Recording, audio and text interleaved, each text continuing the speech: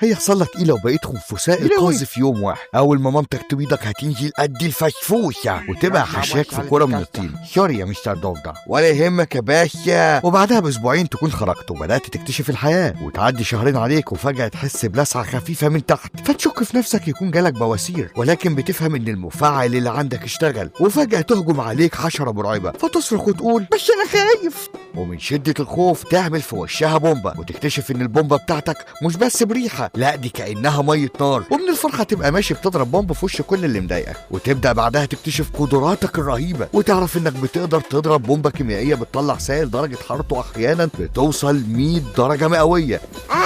انت مش شق براكين وتبجغ على كل اللي قابلك، تبجغ عاوزه توب. واخيرا كبرت وبقيت راجل قد الدنيا وعاوز تتجوز الخنفسه اللي شبهك، فتدخل عركه بينك وبين خنفس تاني هيموت عليها، وتعجنوا في بعض بس بشرط محدش يضرب بومب على التاني، وعشان انت رجوله هتكسب العركه، ولكن هتكتشف كائن اسمه الانسان، والحمد لله مش بيهدد حياتك بالانقراض ولا حاجه.